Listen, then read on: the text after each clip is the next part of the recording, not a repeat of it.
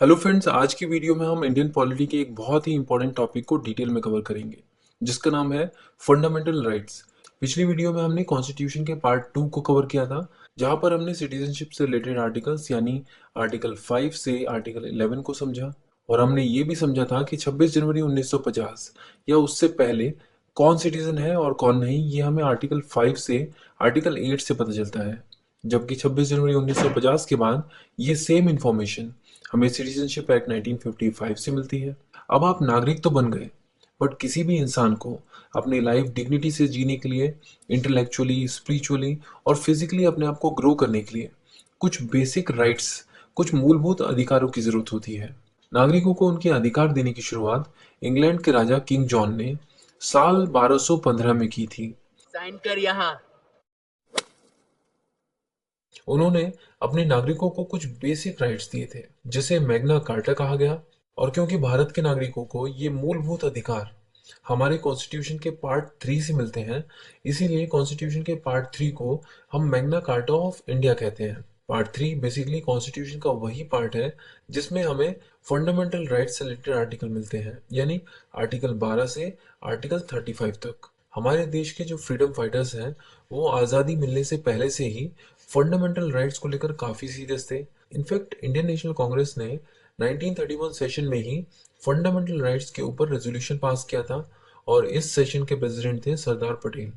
और ये सेशन हुआ था कराची में। इस रेजोल्यूशन में ये माना गया था कि हमारे देश के नागरिकों को फ्रीडम ऑफ स्पीच, एक्सप्रेशन और एसोसिएशन जैसी राइट्स मिलने चाहिए, इररेस्पेक्टिव कि वो किस कास्ट, क्रीड, सेक्स या रिलीजन से बिलोंग करते हैं। इसीलिए जब हमारा कॉन्स्टिट्यूशन बन रहा था, तो फिर एक बार इस बात पर बहुत ज़्यादा स्ट्रेस दिया गया कि हमारे देश के नागरिकों को कौन कौन से फंडामेंटल राइट्स मिलने चाहिए। और क्योंकि हमारे देश के कॉन्स्टिट्यूशन मेकर्स अमेरिकन कॉन्स्टिट्यूशन के बिल ऑफ राइट्स से काफ़ी ज़्यादा प्रभावित थे, इसीलिए हमारे फंडामेंटल राइट्स में आपको अमेरिका के बिल ऑफ राइट्स की एक झलक दिखती है। अब क्वेश्चन ये है कि क्या हमारा कॉन्स्टिट्यूशन सिर्फ भारत के ही नागरिकों को फंडामेंटल राइट्स देता है? जी नहीं, हमारा कॉन्स्टिट्यूशन एलियंस को भी फंडामेंटल राइट्स देता है। एलियंस वो लोग हैं जो किसी दूसरी कंट्री को बिलोंग करते हैं। हो सकता है कि वो इंडिया में किसी काम से आए हों, या फिर स्टूडेंट वीज़ा पर, या फिर टूरिस्ट वीज़ा पे यहाँ पे घूमने के लिए आए हों। और इन एलियंस को भी हम दो कैटेगरीज में बांट सकते हैं। या तो ये फ्रेंडली एलियंस हो सकते हैं, या फिर एनिमी एलियंस। जिन देशों से इंडिया के अच्छे संबंध हैं, उन देशों के नागरिकों को हम फ्रेंडली एलियंस कहते हैं। और जिन देशों के साथ इंडिया वॉर में है, उन देशों के नागरिकों को हम एनिमी एलियंस कहते हैं। इंडियन कॉन्स्टिट्यूशन भारत में रहने वाले लोगों को फंडामेंटल राइट्स देता है, बट फर्क इतना ही है कि आप इंडियन सिटीजन हो तो आपको ज्यादा राइट्स और ज्यादा प्रोटेक्शन मिलती है। और एलियंस में भी हमारा कॉन्स्टिट्यूशन फ्रेंडली एलियंस को एनिमी एलियंस की तुलना में ज्यादा फंडामेंटल राइट्स देता है। अब यहाँ पर एक चीज समझनी जरूरी है कि हर एक राइट जो हमें कॉन्स्टिट्यूशन से मिलता है वो फंडामेंटल नहीं होता। बेसिकली कॉन्स्टिट्यूशन हमें जो भी राइट्स देता है उन्हें कहा जाता है constitutional rights. But in constitutional rights में भी जो राइट्स हमें कॉन्स्टिट्यूशन के पार्ट 3 से मिलते हैं उन्हें कहा जाता है फंडामेंटल राइट्स।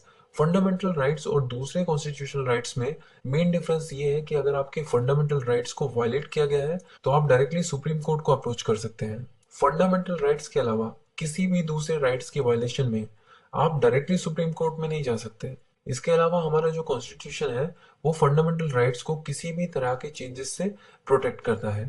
कॉन्स्टिट्यूशन कहता है कि अगर सरकार कोई भी ऐसा लॉ बनाती है जो फंडामेंटल राइट्स के साथ छेड़खानी करे, तो उन लॉज को कोर्ट के द्वारा नल और वॉइड माना जाएगा। इस तरह हमारा कॉन्स्टिट्यूशन ये इंश्योर करता है कि चाहे देश में सरकार कितनी भी निरंकुश हो जाए, कितनी भी तानाशाह हो जाए, फिर भी देश के लोगों की लिबर्टी, फ्रीडम और फंडामेंटल राइट्स इंटैक्ट रहेंगे। हमारे कॉन्स्टिट्यूशन में हमें 6 फंडामेंटल राइट्स मिलते हैं। ये फंडामेंटल राइट्स हैं: right to equality, right to freedom, right against exploitation, right to freedom of religion, cultural and educational right, right to constitutional remedies.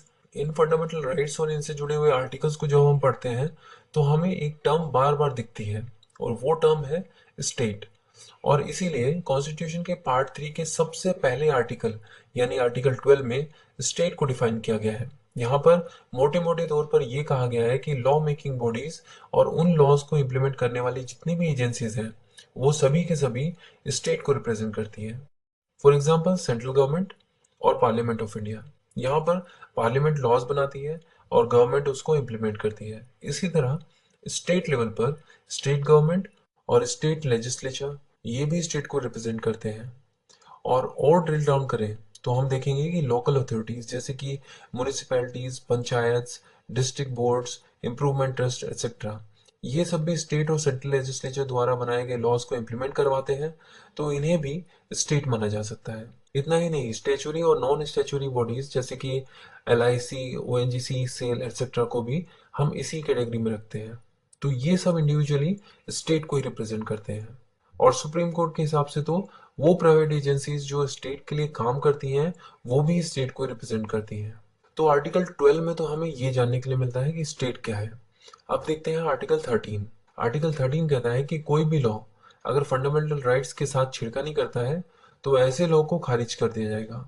और ऐसे लॉज को खारिज करने की पावर दी गई है सुप्रीम कोर्ट को, यानी कॉन्स्टिट्यूशन सुप्रीम कोर्ट को जुडिशियल रिव्यू की पावर दे रहा है कि पार्लियामेंट जो भी लॉज बनाएगी, सुप्रीम कोर्ट उस लॉज को रिव्यू कर सकता है। और अगर सुप्रीम कोर्ट अपने रिव्यू में ऐसा पाता है कि ये लॉज फंडामेंटल राइट्स के साथ खेल रहे हैं, तो सुप्रीम कोर्ट उन लॉज को नल एंड वॉइड डिक्लेयर कर सकता है। अब यहाँ पर जब हम ये कहते हैं कि ऑल लॉज, तो यहाँ पर किस तरह के लॉज की बात हो रही है, ये जानना बहुत जरूरी है। ये वो लॉज हो सकते हैं जो कि पार्लियामेंट या फिर स्टेट लेजिस्लेचर द्वारा पास किए गए हैं। ये ऑर्डिनेंसेस भी हो सकते हैं जिन्हें प्रेसिडेंट या फिर स्टेट गवर्नर्स इशू करते हैं। इसके अलावा किसी भी तरह के एग्जीक्यूटिव लेजिस्लेशन द्वारा पास किए गए ऑर्डर्स, बायलॉज, रूल्स और रेगुलेशन या फिर नोटिफिकेशन को भी यहाँ कंसीडर किया जा सकता है। यहाँ पर एग्जीक्यूटिव लेजिस्लेशन का मतलब क्या है, ये समझना जरूरी है। बेसिकली होता क्या है कि एग्जीक्यूटिव का काम होता है लॉज को इम्प्लीमेंट करना, बट कुछ केसेस में एग्जीक्यूटिव्स को भी रूल्स बनाने के लिए दिए जाते हैं। यानी जब इस तरह का सबऑर्डिनेट लेजिस्लेशन वर्क एग्जीक्यूटिव्स करते हैं तो उसे कहा जाता है डेलीगेटेड लेजिस्लेशन या फिर एग्जीक्यूटिव लेजिस्लेशन। और इनमें से किसी भी तरह के लॉज को अगर फंडामेंटल राइट में चेंजेस करते हुए पाया गया तो सुप्रीम कोर्ट तुरंत उनको वॉइड कर सकता है। बट क्या वाकई पार्लियामेंट फंडामेंटल राइट से रिलेटेड कोई भी चेंजेस नहीं कर सकते? तो पहले तो यही माना जाता था, बट एक लैंडमार्क केस ने सब कुछ बदल के रख दिया। ये लैंडमार्क केस था Kesavananda Bharati versus state of Kerala case. इस केस में एक बहुत ही जबरदस्त बात सामने निकल कर आई। यहाँ पर कहा गया कि हमारा कॉन्स्टिट्यूशन सिर्फ एक पॉलिटिकल डॉक्यूमेंट नहीं है, हमारा कॉन्स्टिट्यूशन बेसिकली सोशल फिलोसफी पर बेस है। और हर एक फिलोसफी की दो मेन फीचर्स होती हैं, बेसिक और सर्कमस्टेंशियल। इस केस में कहा गया कि जिस तरह रिलीजन की फिलोसफी तब तक जिंदा रहती है जब तक कि उसकी बेसिक फीचर्स इंटैक्ट है, हालांकि सर्कमस्टेंशियल फीचर्स यानी बाहरी फीचर्स समय के साथ चेंज होती रहती हैं। इसी तरह हमारे कॉन्स्टिट्यूशन के भी कुछ फीचर्स एसेंशियल हैं जिन्हें चेंज नहीं किया जा सकता। इन फीचर्स को कहा गया है हमारे कॉन्स्टिट्यूशन की बेसिक फीचर्स। ये हमें प्रीएम्बल में देखने को मिलती हैं। तो सुप्रीम कोर्ट ने Kesavananda Bharati versus state of Kerala case में यह फैसला किया कि अगर कोई भी कॉन्स्टिट्यूशनल अमेंडमेंट फंडामेंटल राइट्स को इस तरह चेंज करता है कि हमारे कॉन्स्टिट्यूशन की बेसिक फीचर्स इंटैक्ट रहती हैं, तो कोई दिक्कत नहीं है। यानी अगर कोई फंडामेंटल राइट जो हमारी बेसिक फीचर्स का पार्ट नहीं है और उसको किसी कॉन्स्टिट्यूशनल अमेंडमेंट के द्वारा चेंज किया जा रहा है, तो कोई दिक्कत नहीं है। बट अगर कोई भी लॉज या फिर कॉन्स्टिट्यूशनल अमेंडमेंट भी अगर फंडामेंटल राइट्स में ऐसे चेंजेस करता है जिससे हमारे कॉन्स्टिट्यूशन की बेसिक फीचर हिल जाएगी, तो ऐसे केसेस में कोई भी कॉन्स्टिट्यूशनल अमेंडमेंट हो या फिर लॉज जो हमने पीछे डिस्कस किए हैं, वो सब के सब नल एंड वॉइड माने जाएंगे। तो इस तरह हमने फंडामेंटल राइट्स का एक बेसिक इंट्रोडक्शन देखा और साथ ही साथ आर्टिकल 12 और 13 को भी कवर कर लिया।